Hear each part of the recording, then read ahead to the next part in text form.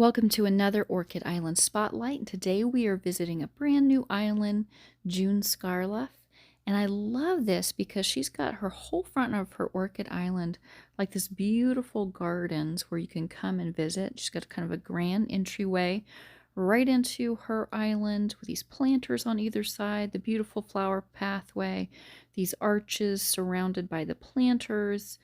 She's making use of those pretty rose bushes. Those were from last year's February set. And then she's got that leading right up into this market square here. And then you can choose which pathway you want to take to continue on through the garden. She's got a great hedge pathway here. It's kind of like a maze this direction. And I love how she's got all these little characters kind of spread throughout in creative ways. So it looks like this cute little family here is walking through in their little Halloween costumes, but it's so cute. They're all dressed up and they're on the stone path, so it matches kind of the stone pathway she's got connected in here. The lady's watering flowers. She's got some beautiful statues here and fountains, and I love the trees surrounding everything. Really beautiful. The sundial, other little fountains and features, kind of making it all unique in its own way. Very pretty. And this pathway leads you into the chapel. Some more flowers up here. She's using the Orchid Island train station as a pavilion, like many of us like to do, and that kind of leads you right into this beautification from a previous memoirs. That's always a gorgeous one. I love that one. So really beautiful. It's almost like you could get your tickets over here too, for your garden tour if you want, or I don't know, maybe they've got butterfly houses over here. Really pretty. And she's made good use of these courtyards from the Venice set on either side. Again, she's got a lot of really pretty symmetry going on here with the planters and these urns, the archway again. Really beautiful way to highlight this fountain. And she's also making use of lots of gift bushes as well that just really add a lot of interest into this area. Gorgeous amount of flowers here. The flower shop is tucked in back there. And she's even got her vineyard here that's tucked in. So it just is a little bit hidden. But that way it's not taking up too much space either. And just lots of gorgeous plants and flowers. A fountain area back here behind this greenhouse, or behind the orangery rather, and then these high flower count greenhouses on either side that match nicely. A little tile base here that works for the photographer. He's trying to take a picture of that bird on the waterfall there.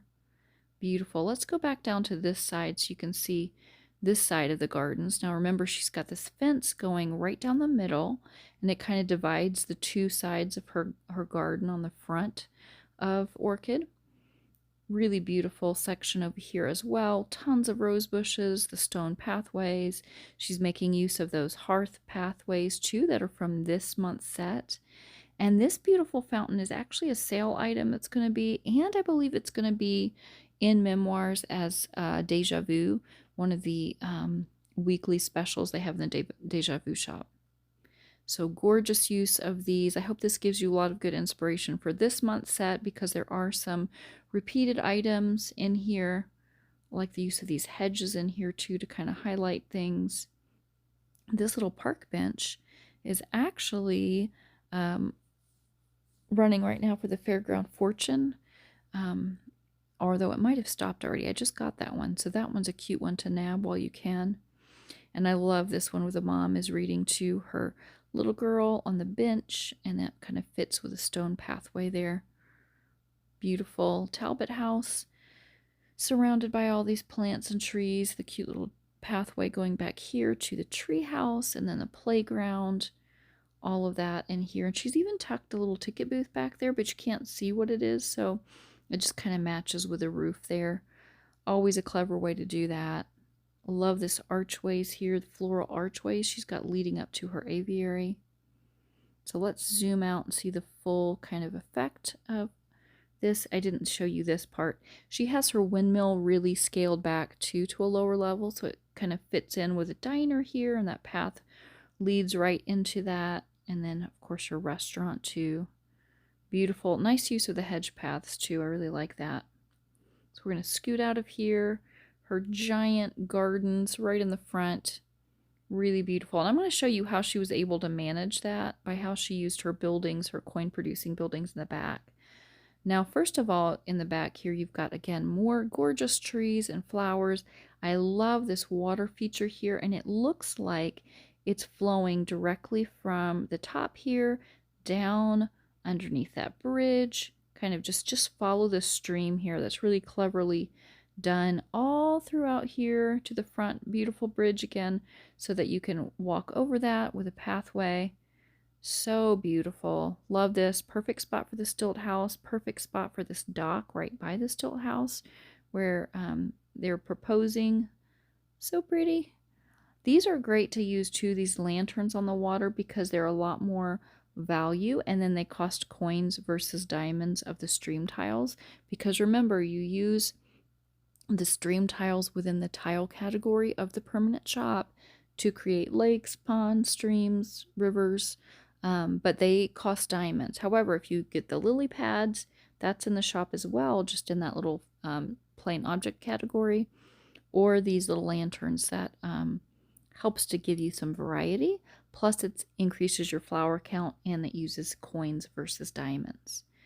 All right, now here are some really beautiful ways that you can incorporate some of the items from this seasonal set. The stairs right here, and then the gazebo. Now, if you'll remember, the gazebo actually has a water base to it, but she's kind of hidden that with trees, so you can use it in other places. You don't have to use it right on the water, and this is a clever way of showing you how to do that. Again, she's making great use of these flower paths. They're worth 30 a piece versus just the regular tile base, which is only worth 1 flower a piece. Lots of those gorgeous trees. Now, we don't have this specific type of tree, but the one we do have is very similar to it.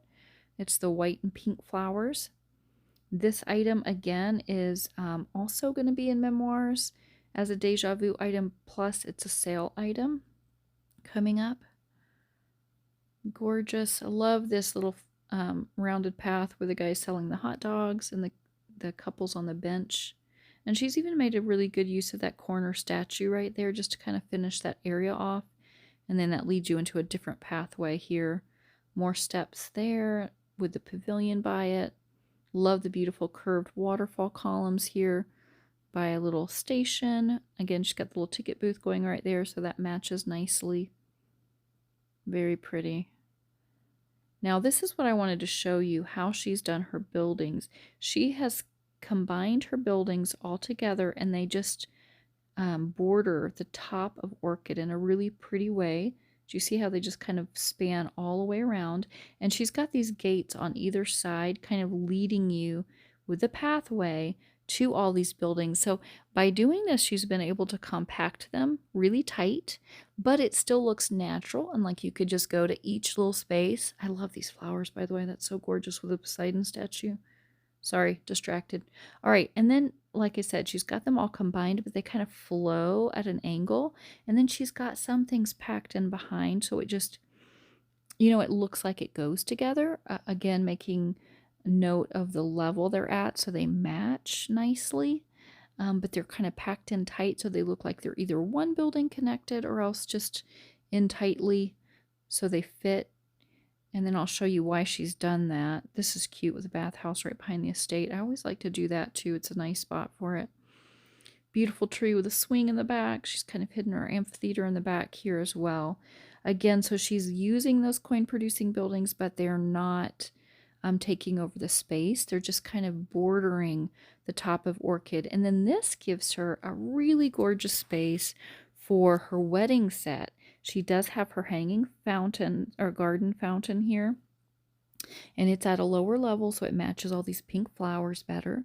But then she's got a wedding going on over here on the left, all the seating, the beautiful pathway, the flowers going up. She's got orchestra over here, all the musicians, plus a band here on the other side, and someone singing, so it all just flows nicely and matches. And then on the other side here, we've got like the whole party going on for it, kind of the reception area for that, and maybe another wedding just happened and they're enjoying the reception. The little bar area up here for that, flowers all around it, and then those archways kind of leading you into this whole section. And she's making use of these, the little railing there with that black tile base all around. So it's down here, kind of finishing off this section, so it's all kind of enclosed. Plus she's making use of those trees to kind of finish it off as well and soften up those edges around everything. So that, I just think, is such a clever way of using your coin producing buildings where you are bunching them, but it's in a way that just flows all the way around the top of the island, and it still looks natural. They're still accessible by pathways to all of them, but it saves a ton of space. This has allowed her to really make good use of the top of her island for a giant wedding feature, lots of water features here, and then of course the whole giant garden area at the base of her island. So I really hope that gives you some good inspiration for your main part of your orchid as well. And I didn't see this part as closely. This is her clock tower here. It's just pretty because it's a nice corner area, and it flows into those trees and the tulips. Cute little cozy cafe over here as well in the corner. And again, she's really making use of those flowing waterfall columns because they do make a nice flowing wall. It doesn't have to be squared off that way. Perfect spot for her bridge to go over the water and lead you into this final section of Orchid. Again, another little ticket booth that leads you into this section. Love the stone base. And a lot of these are the botanical bliss items, those beautiful pathways with the palms. And she's just bunched a bunch of those in together. So it just looks very tropical and pretty. Love this completion prize here, surrounded by the botanical bliss clock towers. Love all the little extra characters in here. She's got the ponds, plant life, little people around here, that cool flower. That's awesome. And fountains, the pavilion here, and then this, of course, leads you into another water feature, which is gorgeous. Love the flamingos and the lily pads. Really, really pretty. And then she's just made it all thematic with the stone base here. That's really pretty, plus all the flowers from last year's Botanical Bliss set. And that just leads you perfectly into this section, which she has, again, another beautification. This is the flamingos, and that just matches perfectly with the flamingos in her pond here, and it's just a very tropical look. She's even got her little, the tree house here, which works really nicely with that pathway, the tree top pathway, because they go well together. So that's a clever idea as well. A little water feature there. Really, really beautiful. Love that tropical section of her island. So thank you for showing us your island. Love this. And as a note, I found her, as I found many of my players, through the June Journey official design group, because I will spot people's nice combinations, and then I usually ask them if they would be willing to be featured on my channel. So if you have an island that you're proud of and you think would be nice to be featured, feel free to reach out to me via Facebook, and you can find the link to my Facebook profile on my YouTube channel at Lady Cadence Island, and I'd love to see your beautiful islands as well. Thanks so much for watching.